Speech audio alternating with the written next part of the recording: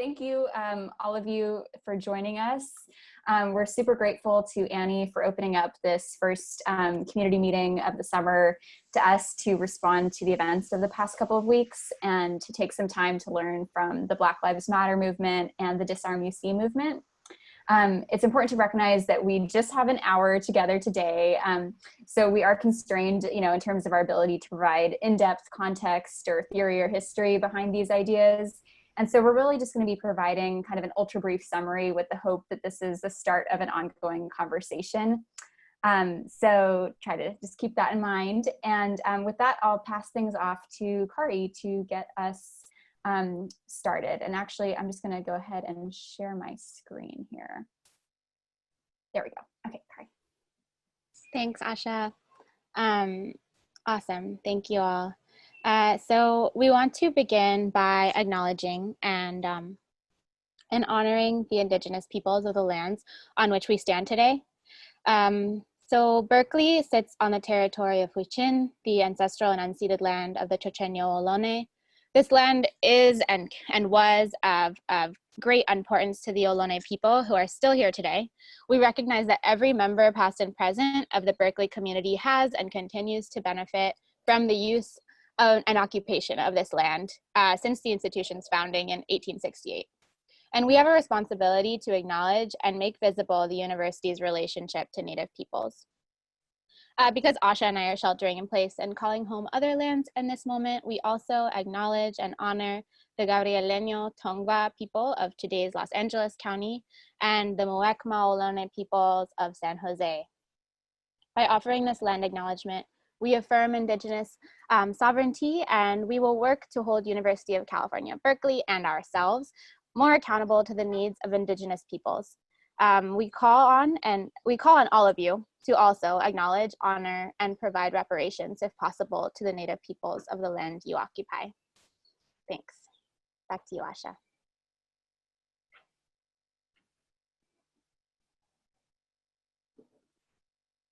Oh, wow. I think okay. Thanks. Really starting off to a professional start. Okay, thank you, everybody. Anyway, so thank you, Kari, for that land acknowledgement. Just to introduce ourselves, so my name is Asha. I'm an incoming second-year MPP student at the Goldman School. I use she, her pronouns. And my background is mostly in labor organizing, but over the past few years while doing that work in Oakland, I've started learning about police and prison abolition. So I'm relatively new to this work and this space, but I've been learning for the past couple of years. And before we dive in, I just wanted to recognize my own identities as a light-skinned, non-Black, mixed-race person. All of what I'll be sharing today is knowledge that has been shared with me by others and is not based on my own firsthand experience. And just want to, get it out there that identity and power always matters and influences who gets heard and why in these sorts of conversations. So that's important for all of us to keep in mind today. And then also, when we're engaging in this work around racism and police violence, let's always acknowledge the ways in which our identities inform the way that we interact with these issues. We know that anti-Blackness is present in all of our communities, and we need to commit collectively to figuring out to work against that within each of our own communities and identity groups. So with that, Leo, would you like to introduce yourself? Yeah, hi everybody, I'm Leo. I'm also going to be a second year, he, him, his pronouns, and I've been loosely involved with abolitionist work for the past few years. I'm definitely still very much learning about my own place and my relationships with white supremacy and abolition and Black liberation. I want to echo everything Asha said about how identity matters in these places. But I'm excited to share at least some of the stuff that I've learned today and keep learning. And I'll pass it to Kari. Thanks, Leo. Hi, I'm Kari. I use she, her pronouns, and I am a student at Goldman and also a concurrent student in the social welfare school. I've gotten involved with abolitionist work through the lens of Black liberation and through the lens of mental health care, especially within communities of color, and the need for adequate mental health care without police responses. And so I'm also super baby in this knowledge and in this tradition of Black liberation organizing. So same, I'm learning with all of you, and I'm really grateful to be here and share some of the things that we've learned, especially in the last 2 weeks where such an immense surge of organizing has happened in our community. And with that, I would like to lead us in a discussion of why we're here. So for me and for us, we're here today to make meaning of this moment and to come together as a community to recognize and fight against the anti-Black violence present in and constitutive of our nation. Here, we have written just some of the names of Black people who have been killed by policing in recent years. I imagine that it's not often that we take the time to speak on and honor the countless people we've lost. So as a sort of meditation and a way to bring us all together in this weird virtual space, we ask that you all take this moment to keep your mics muted, but join us in saying their names out loud in your respective homes. So I'll begin. George Floyd. Sean Reed. Breonna Taylor. Tony McDade. Kayla Moore. Tatiana Jefferson. Alexia Christian. Freddie Gray. Tamir Rice. Laquan McDonald. Michael Brown. Eric Garner. Stephon Clark. Philando Castile. Alton Sterling. Jamar Clark. Walter Scott. Botham Jean. Janet Wilson. Sylville Smith. Natasha McKenna. Alteria Woods. Levante Biggs.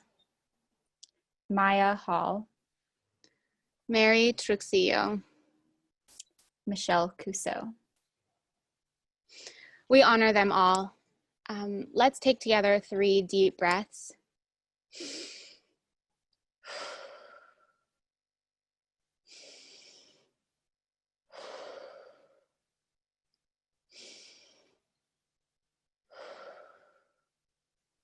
Thank you all so much. And I'm going to pass this on to Asha. Thanks, Kari.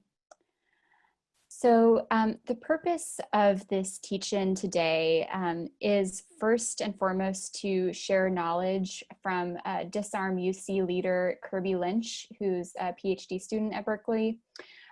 They've shared with us a lot of the information that we'll be sharing with you today about the history of violence and racism of the UC Police Department and the Berkeley Police Department. And then also to build momentum for campus and community movements to question, defund, divest, and ultimately abolish policing.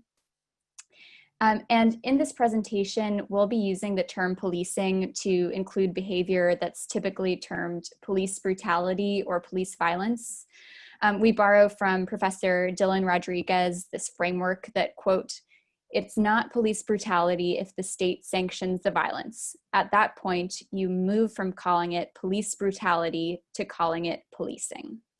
And Dylan Rodriguez is a professor and former chair of the Department of Ethnic Studies at UC Riverside.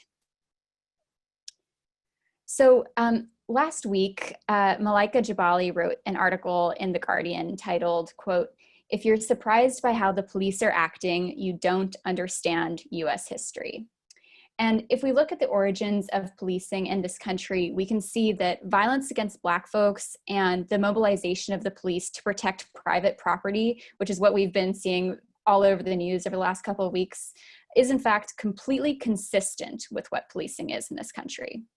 So since colonizers arrived in this land, we see militia groups charged with land grabbing and indigenous peoples at the front lines of this violence.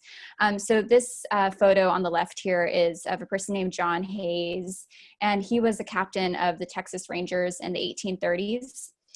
The Rangers are considered by some to be the first state-sanctioned police organization in this country. And John Hayes is known in particular for leading a slaughter of 80 indigenous people from the Comanche Nation in just one day, just one example. And he actually went on to become San Francisco's first elected sheriff and eventually died in Oakland. Meanwhile, before the Texas Rangers, slave patrols are one of the earliest and most prolific forms of early policing in the South. Slave patrols were sanctioned by Southern states and charged whites, so in some cases working class whites, in some cases elites, to police enslaved people.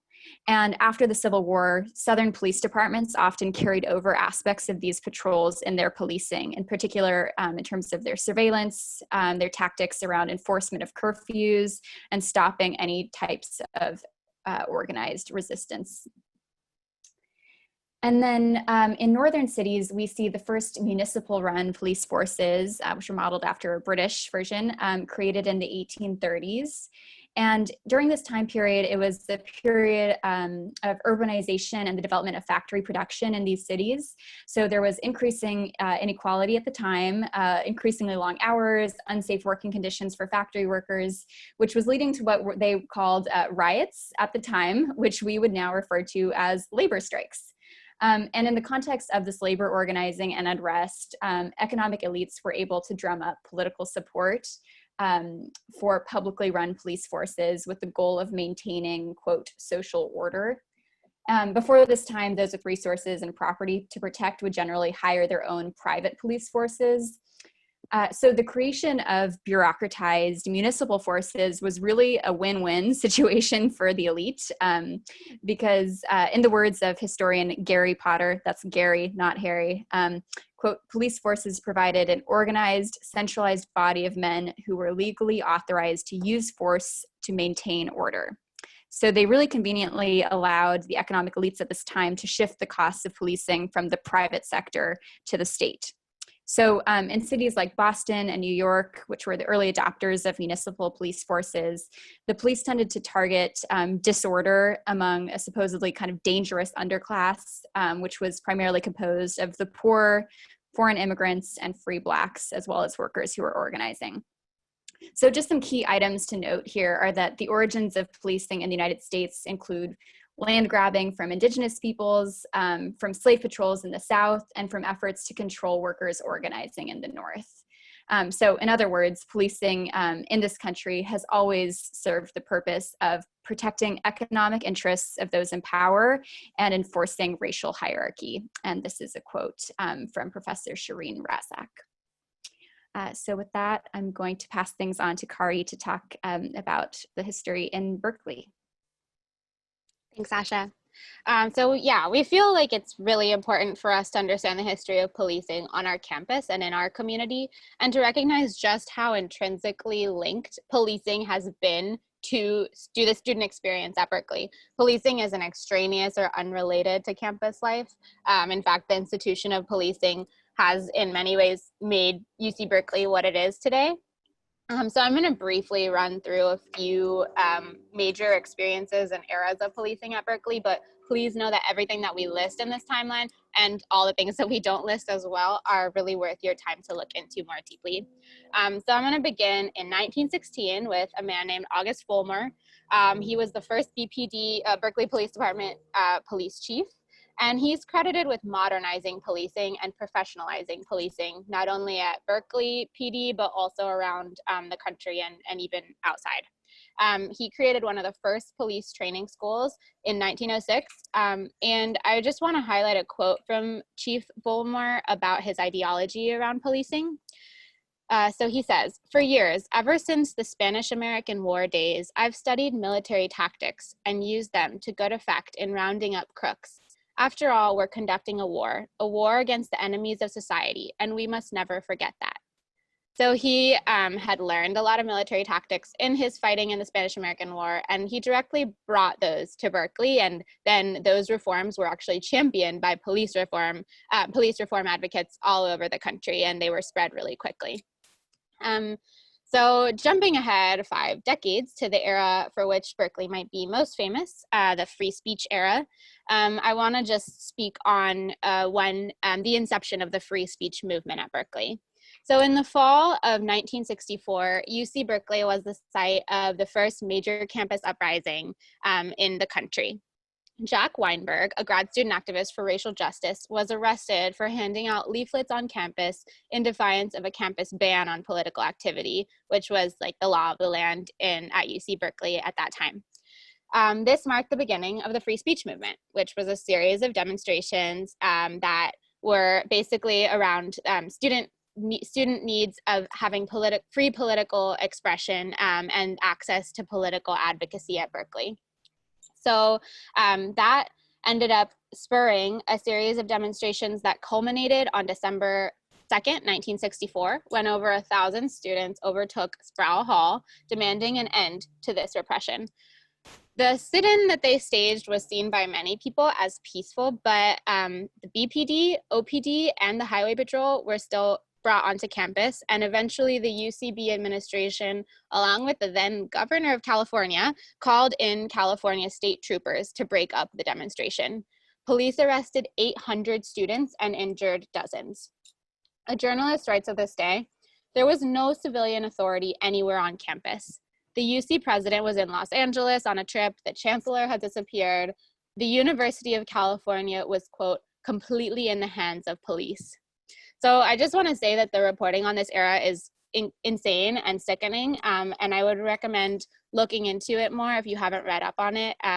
It really sets the stage for the policing of the next 5 decades and the way that students and activists interact with police at Berkeley. So we'll send links out later about that. And I want to also speak on the 1970s, which sort of was the response, which saw a response to a lot of the police violence that students at Berkeley faced and that Berkeley community members outside of the university faced.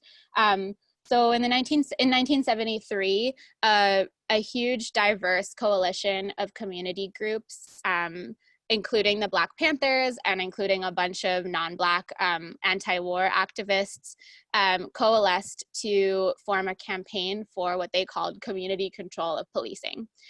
So they had taken their own struggles against BPD and tried to use it to advocate for a community-led and community-controlled safety force. Their original proposals were not even that radical, but they were defeated, and their later attempts to demilitarize BPD were also defeated. But the one thing that did emerge from that was the Berkeley Police Review Commission, whose purpose was to hold BPD accountable for the civil rights violations and the violence that they were inflicting on their communities.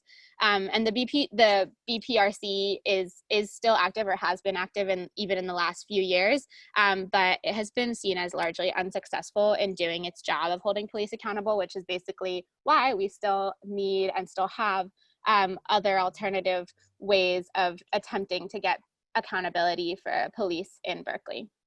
So moving on to the 1980s, we have the most infamous anti-apartheid protests at Berkeley, which are pictured here.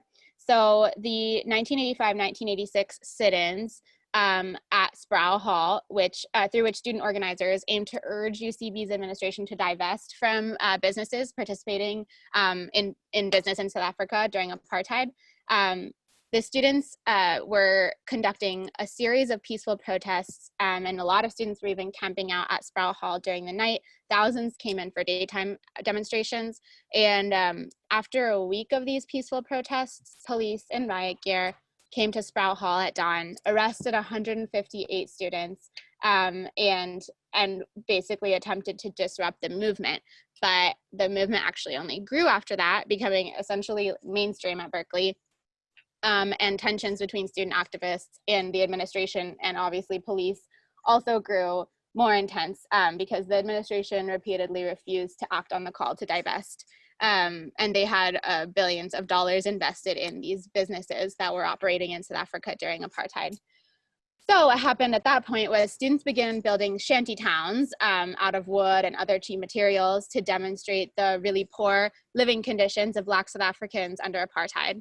And in response, and they were doing that outside of the UCB Chancellor's office.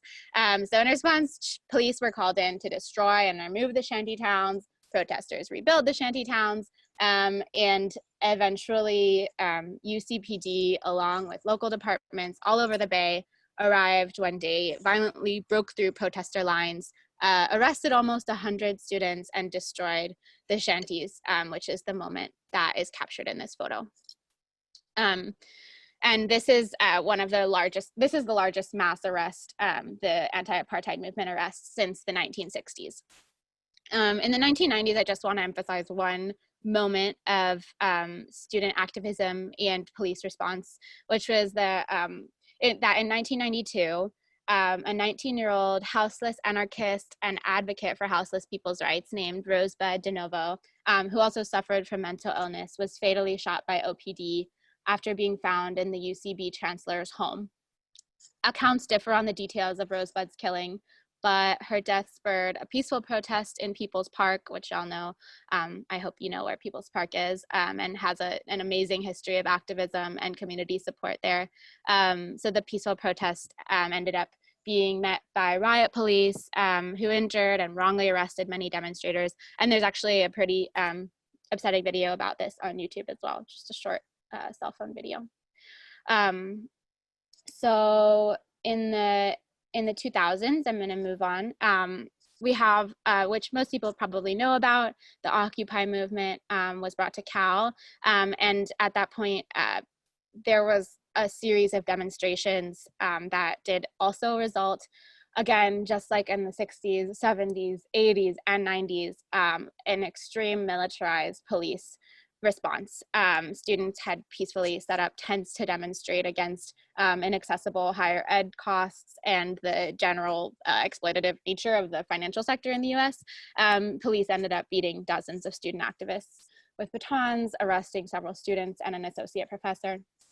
And then in the 2010s, I've listed a bunch of campaigns that have elicited excessive policing in response to them, and protest in solidarity with Black folks killed by police here and across the country. I won't go through all of them, but I do want to just highlight a couple, one of which that was the first organizing event that I participated in when I moved to the Bay Area 4 years ago, which was Justice for Kayla Moore. Kayla was a Black trans woman with a mental illness.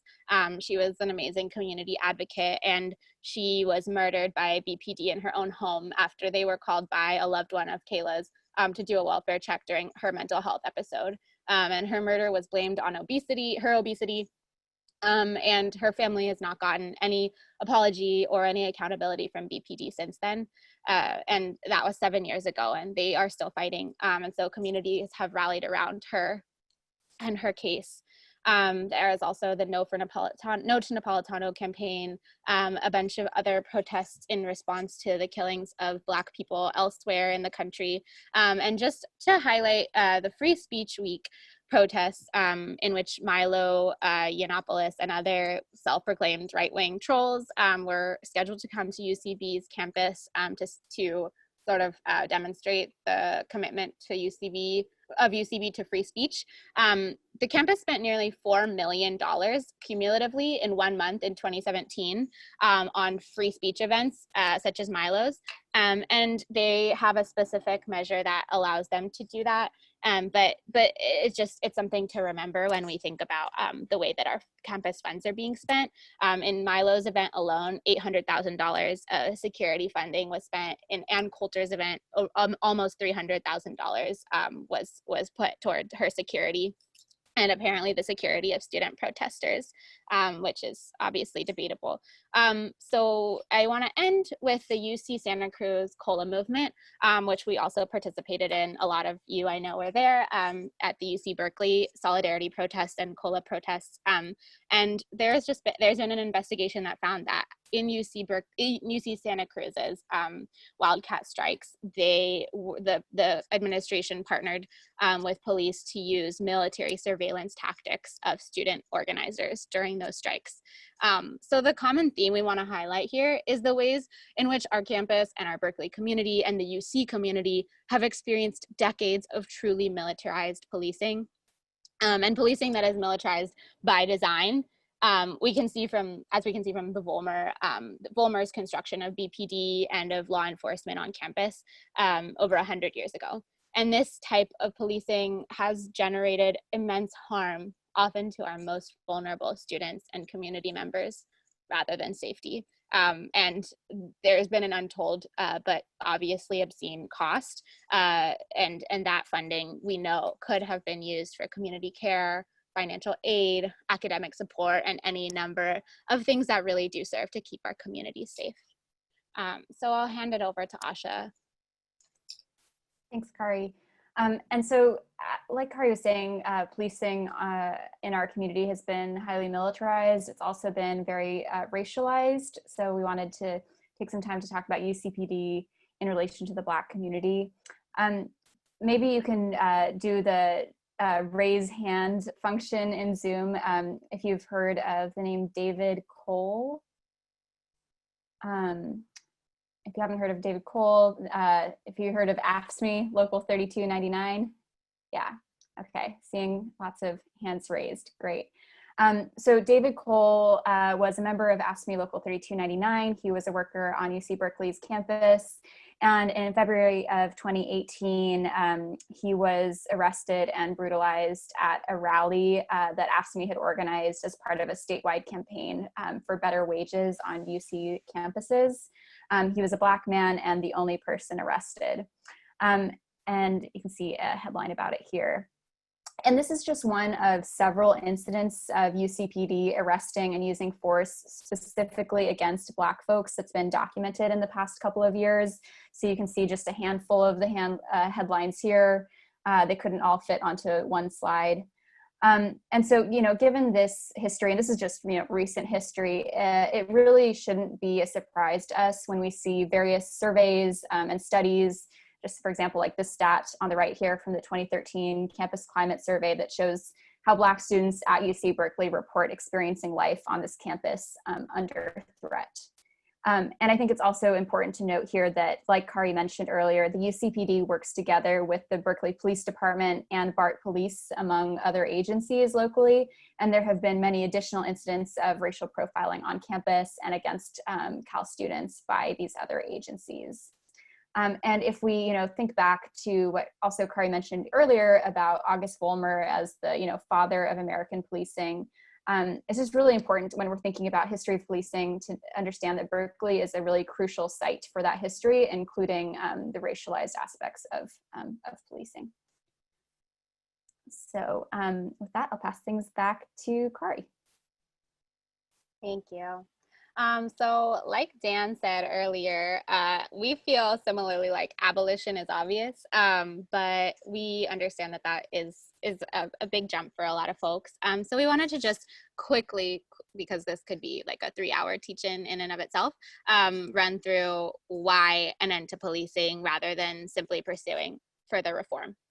So first and foremost, I think for me, police actually perpetuate violence and harm, especially within vulnerable populations, rather than keeping us safe. Just a couple of points. Excessive force is the #1 investigated complaint against police officers, and sexual violence is the second. People with mental illness are 16 times more likely to be killed by police. People of color, people with disabilities, people that are immigrants, queer and trans folks, those that have mental illnesses, and people that are houseless disproportionately experience violence from officers who kill, as you all probably know after watching the news these few weeks, over 1,000 people annually. And obviously untold numbers that are also sexually assaulted, physically harassed, and surveilled. So just and another point to that, especially when we think about who will care for us in situations of perhaps rape or domestic violence. Police officers have been seen to commit intimate partner violence in their families at 2 to 4 times the average national rate. And because of their positions of relative power, they're basically like immune to those consequences. And I just want to highlight, even more pervasive than the physical violence of policing, the structural violence of policing also disproportionately impacts low-income people and people of color. So nationwide, nearly half of the people who have multiple arrests in a year have incomes below $10,000 a year. And being arrested, as we all know, can create manifold, almost permanent barriers to housing, employment, child custody, mental and physical well-being. So the harm that policing creates, I think, is obviously larger than whatever safety they might purport to create. Second, unfortunately, police don't really accomplish the goals that we believe them and we hope that they do. We think about police as people who prevent crime. There was a study by the GAO that looked at a 30% increase that occurred from 1990 to 2000 in the amount of police officers in our nation. They concluded that while there was a 26% decline in crime, only 1.3% of that decline could be attributed to additional police officers. And when you think about the cost of additional police officers, which is exorbitant, I think we can understand that the cost benefit there doesn't really make sense. And as far as solving crime, many studies show that police only solve a small percentage of the crime, especially violent crimes that occur. And we don't even know the extent to that because so many violent crimes, especially in marginalized communities, go unreported. Third, we know that police reforms continue to fail us.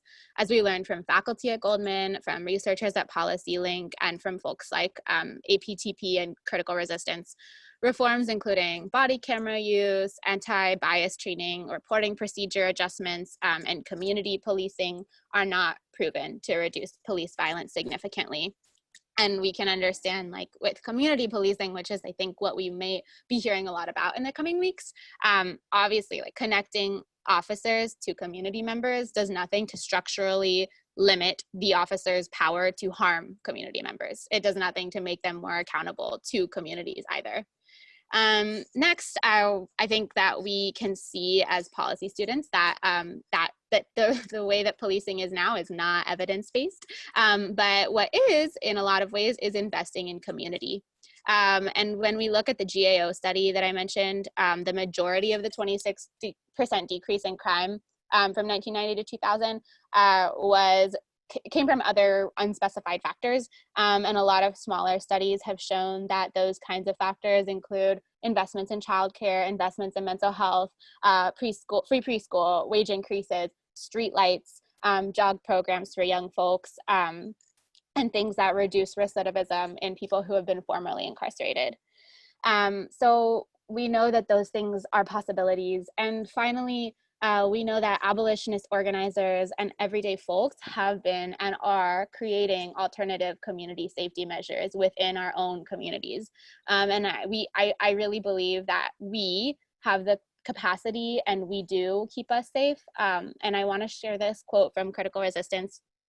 They say, "We are capable of looking after and caring for one another, providing each other with our basic human needs, creating community self-determination. Relying on and deploying policing denies our ability to do this, to create real safety in our communities." And so in the next slide, we have two panels that I love. There's a series of these panels that speak on abolitionist alternatives to policing that are possible and that are in fact realized in many communities, that just, they question types of interactions that we might have that we might be taught to call the police in, and thinking about like what else could we do that might actually increase not only our safety but the safety of those especially more vulnerable populations within our direct community who might also have to interact with the police in those moments. So I urge y'all to just read those and look at them, and really think about what types of interactions are we taught that police are necessary within, and how can we rethink that idea. And now I am going to, or Asha is going to create breakout rooms for folks. I'm gonna just ask this question and then we'll put it in the chat right now so that people can access it during the breakout rooms. But I want us all to think about the functions of police as we imagine them, the needs that police are meant to address, and then also think about the functions of police and the needs that they address that we have witnessed in action. So what we think about police doing versus what we actually have seen in our lives police doing. And then think about where are the discrepancies. And then I wonder what you know of or what can you imagine that are alternative resources in your community that can meet these needs, and what resources might be missing that you would want to build. So we'll put that in the chat, and we'll give 5 minutes for a breakout room discussion, which I know is really little. So hopefully this leads to continued discussion. But Asha, our breakout rooms going? Oh, I could have done that too, sorry. Okay, we're all good, yes. So there's the questions in the chat, and then we'll also be sending them out once you're in the breakout rooms. Okay, you should get an invite now.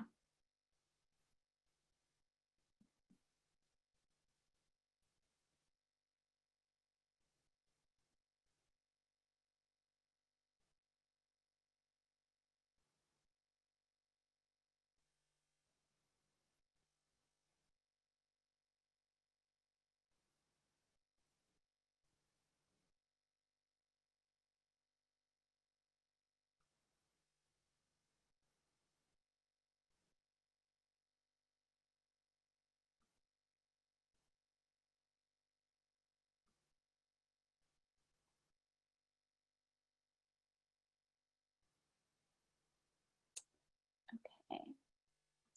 Is anybody having trouble, or did anybody not receive an invitation?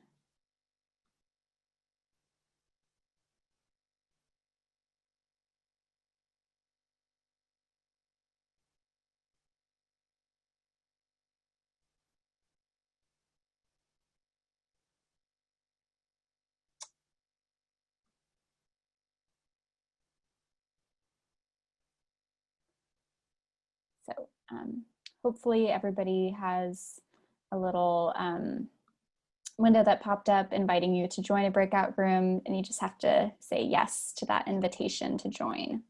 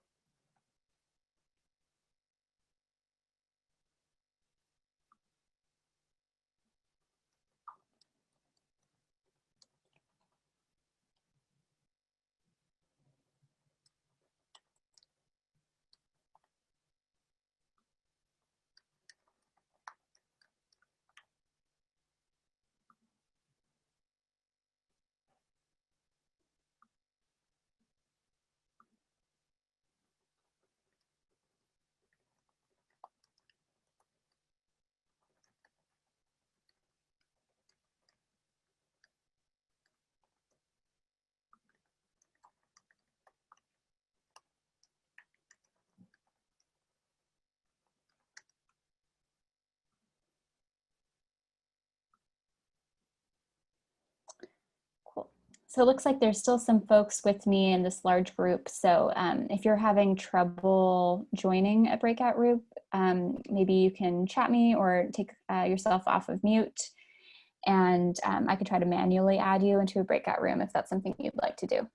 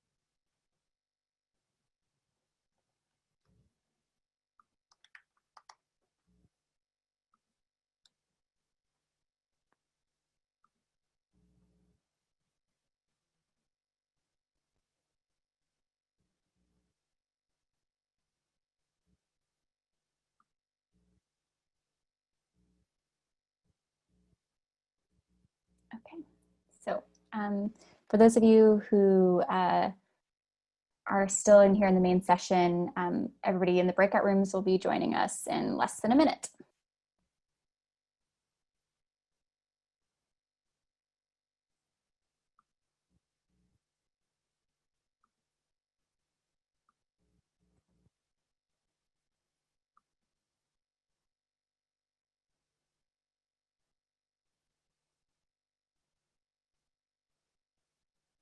Hey, Cody, sorry you were in the waiting room for a long time. Okay. So we'll just wait until the end, about 30 more seconds, then everybody should be back with us.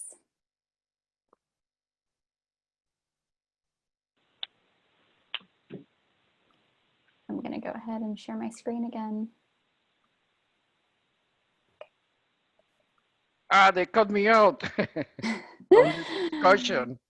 I know, sorry. It's not Okay. definitely not enough time by any means. Hopefully we can keep on having these conversations throughout the summer. So I think that most people should be back with us. Let's see. Looks like almost everybody's there. Okay, great. Okay, so Kari and Leo, are we good to move on here? Okay. That's good.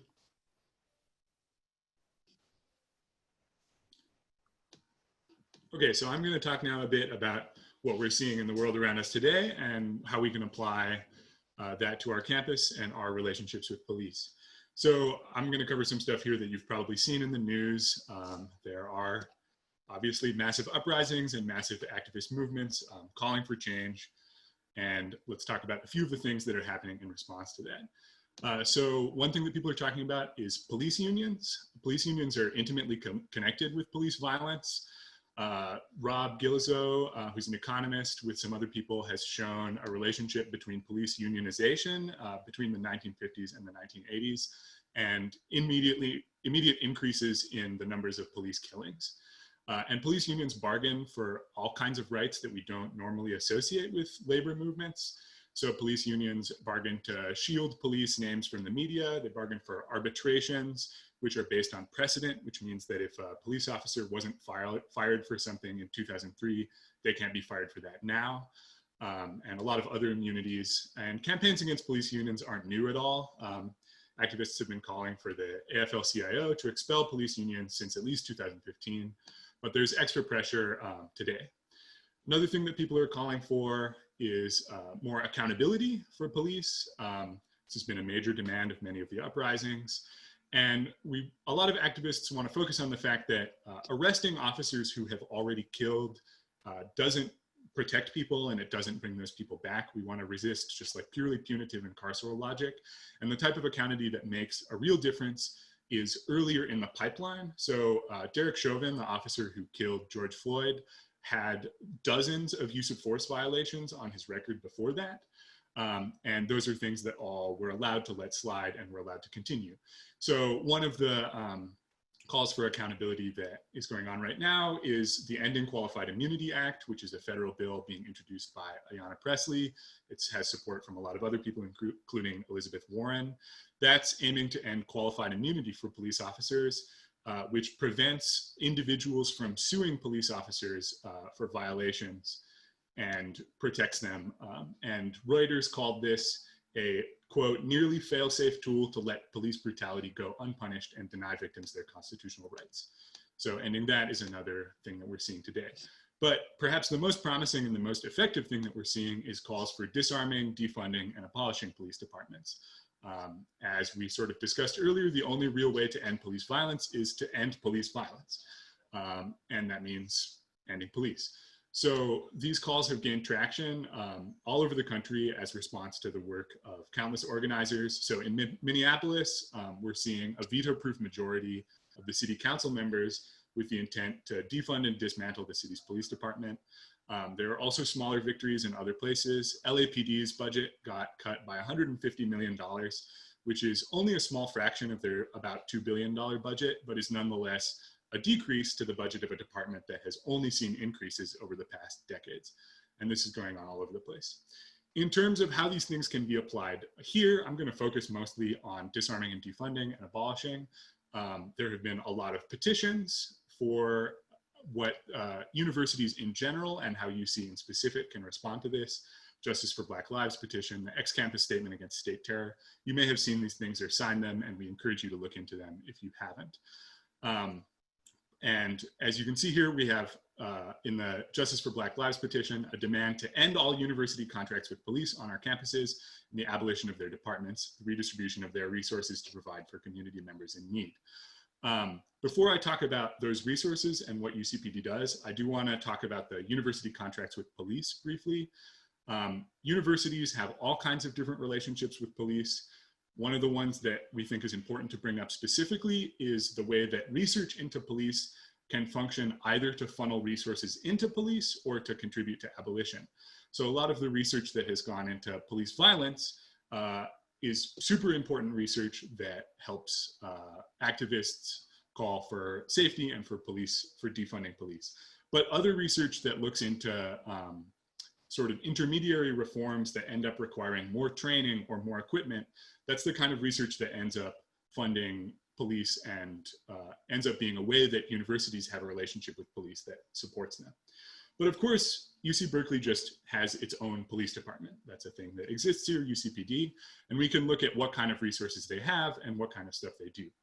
So UCPD's budget is about $15.7 million a year. The actual amount of money that they spend each year is $24 million, and the reason for the discrepancy between those things is that some of the services they provide, like providing security for a football game, are actually paid for by other departments. But the total amount of money that is funneled into the UC Police Department per year is $24 million. That's about 1% of the total UC Berkeley budget. It's 0.8%. And that may not sound like a very big number, but I'm going to provide some context for that. The total amount of money that UC Berkeley spends on scholarships is about 6% of the UC Berkeley budget. So if you think about the total amount, like what the university is supposed to be doing is providing education. That's the literal foundation thing that the university is for. And scholarships are an extremely fundamental part of that and are how people can gain access from underserved communities, people who wouldn't otherwise be able to gain this. But that, the university's financial investment in that is only 6 times as big as their financial investment in the police. Another way to think about that 1% number is to think about all of the different things that all of us need from the university, whether you're staff, whether you're a faculty member, whether you're a student. There are so many different services that you interact with and so many different things that need to be done. And then thinking about that 1 out of every $100 going to the university is going to policing, which is something that many of us don't gain any direct benefit from and that has a lot of harms, sort of a wild thing to think about. So what do they do with that money? So let's look at their duties. They have a bunch of administrative things that they do, including managing fingerprinting for background checks. They manage the lost and found. They're involved with event permitting. They're involved with the locks on buildings and key card access. And then they have a crime prevention unit, which is the stuff that we sort of more stereotypically think of as police things. And that there are all the problems that all police departments have with the crime prevention unit, but I also want to focus that these other duties that are maybe more crucial duties for the university to function, the fact that they're being couched in the police department is a huge problem. It means that if you want to access the lost and found, or if you're putting on an event, you're being brought into contact with armed and adversarial forces in a way that's not great and putting students in jeopardy. And even if it's not necessarily physically dangerous, the UCPD has like their operation is involved on looking for criminality and looking for problems. So when you're interacting with them, you're going to be interacting with a more adversarial and more skeptical department than even normal bureaucracy. And when I say that, I'm speaking from experience. I was an undergrad at UC Berkeley, and I put on a lot of events in the music department and in the physics department. And many of you who may have put on events may have had the same experience, that the choke points to event planning that go through police are often the most difficult and the most like belligerent to go through. And I'm speaking from that experience just as like a white guy who the police are not necessarily especially hostile to. So it's not great. So what can we do about this? So there have been calls for a long time to disarm UCPD. Activists working on disarming UCPD managed to get the Independent Advisory Board to be instated about a year ago, which is a board that's looking at UCPD actions and giving advice to the university, to the chancellor, and that's something that might be able to have power. I wanted to give you numbers about, for example, how much money is spent on weapons and on firearms, but that's not something that we've found so far, although people are looking into it. Brief shout out to Kimia, who's a graduated second year, who gave me some of the documentation I used for this, and to the other people who are getting involved. But beyond that, we could just think about that $24 million resource. Sorry, for a question in the chat, the figures are just for Berkeley's UCPD specifically. I don't have the full UC-wide system. They're loosely related, but also independent. And so, sorry, back to transferring resources. So if we thought about what that $24 million a year could do related to safety and related to justice, one thing that you could do with some of that money is to hire 30 more counseling psychologists.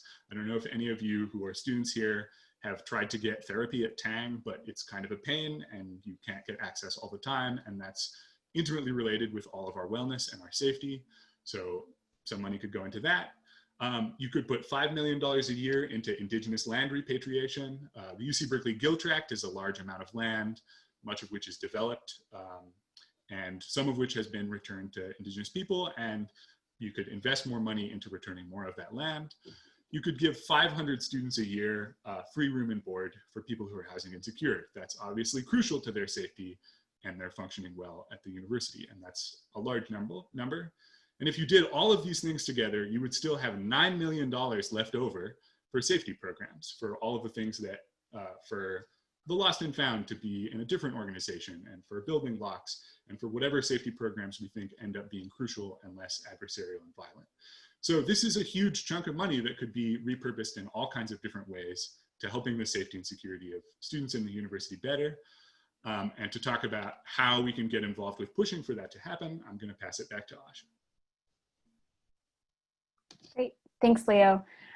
So what can we all do today even? So over the past couple of weeks, there's been several other departments who've been sending letters to the chancellor to recommend defunding the police and investing in other community services, like Leo said. And so there is a GSPP letter to the chancellor that students have been working on as part of the Disarm UC movement. And so we'll be sending that out later today. So we'd highly encourage everybody to sign on to that letter.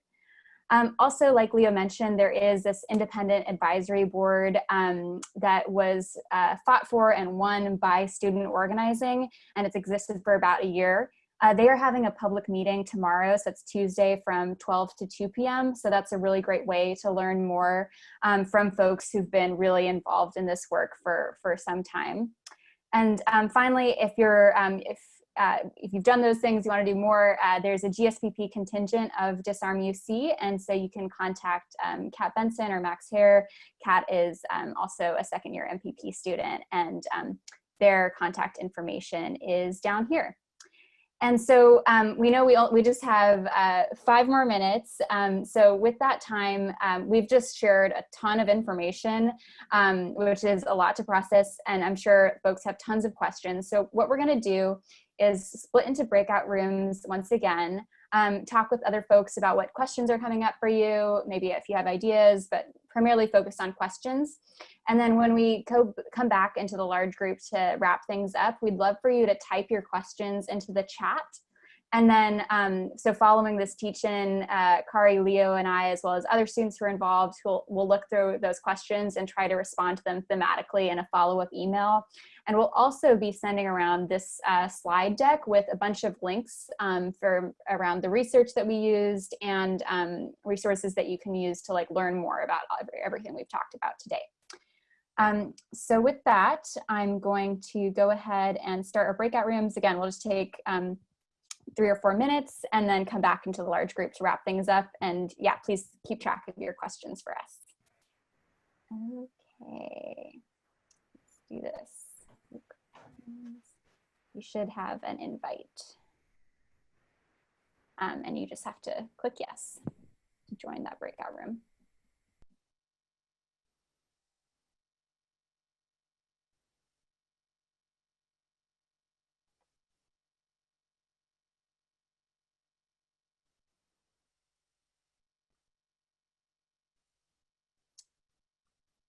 And for those of you who are unable to join the breakout rooms or don't want to do that for now, if you all have questions and you'd like to type them into the chat, that's great too, and we'll make sure to record them.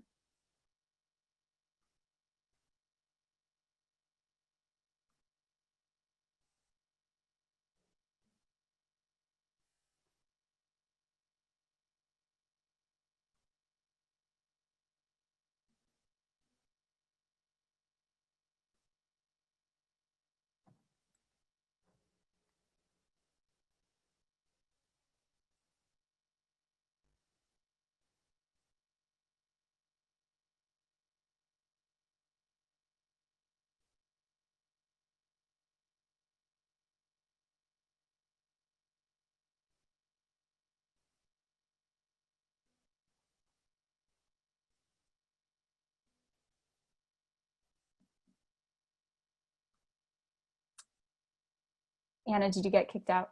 I was all alone in my breakout room. So I'm just gonna hang out here. Okay. Y'all, this Sorry. is phenomenal. You and great. Leo and Kari did so well. This is so great. I'm so glad it was useful. Mostly taken from Kirby's amazing presentation, as you can probably tell. Yeah, but it's so good. Did you make the slides or did Kirby already have those? We made them. They're so good. Y'all did that in like 2 days. Thanks. Got a template off some random website, and yeah, no, but it's awesome. Really great. Yeah, it was so interesting to do all the background research. So I bet. Yeah. Yeah. Thanks. Sorry, I'm just texting Leo really fast. Yeah, of course. Okay. Yeah. Do you, well, I mean, we can always chat about your questions anytime. But yeah, it's so hard. So little time. I know. Yeah. I'm sure I have questions. My first breakout room, I was with 2 incoming first years, and they were awesome. And I was like, yay. Oh my gosh, cool. Yeah. Okay.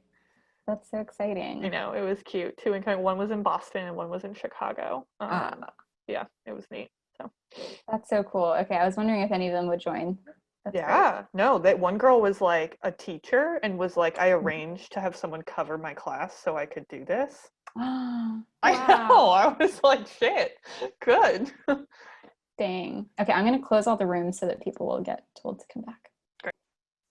And yeah, then they have a minute to join us back. That's really exciting to hear. What a way to be introduced to GSPP.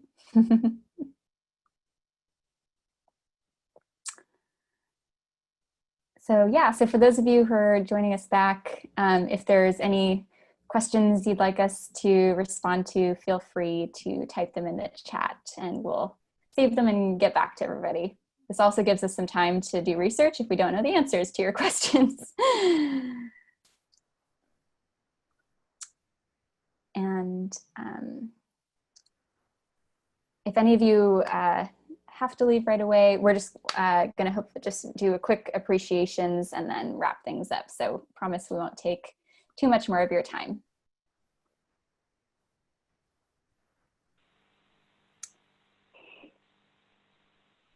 Great. Okay. So I'm seeing lots of folks coming back. Okay. So again, please feel free to type your questions for us into the chat. We'll be saving everything that's entered there and responding to them when we can over the coming next few days. Also, again, we'll be sending out the letter to the GSVP letter to sign on to Chancellor Christ. Oh, and just, I think, I'm not sure if I mentioned this before, but the letter accompanies previous letters that have been sent out over the past couple of weeks from the Law Students of African Descent, the Integrative Biology Department, and the History Department. So shout out to those folks for getting this started. So with that, I guess I can pass things off to Kari. Let me just share my screen here. Oh, yeah. I just wanted to end us by saying such a huge thank you. We have a bunch of little appreciations. We want to thank Kirby Lynch again for all the education and labor that they provide to the Berkeley community.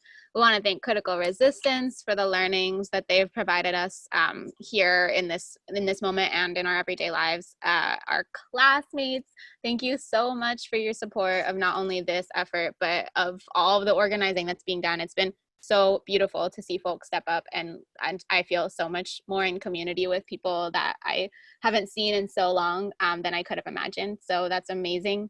And we want to thank all the student organizers and activists that came before us and made this possible. And we want to thank you all for being here, and especially thank you as well to Annie again for allowing this to happen and to have made it so seamless. This was such a gift. Thank you so much. And yeah, I think we're gonna head out, but please feel free to reach out to any of us with questions or thoughts. Oh, look at Jack Glaser with the question. Can UC Berkeley be a pilot site for decentralizing public safety? Well, we'll take that, we'll answer it. Thank you all. Thanks, everybody. Thank you, Kari and Asha. That was amazing. You were incredible. Thank you, Leo. Have a great day, everyone. Bye-bye.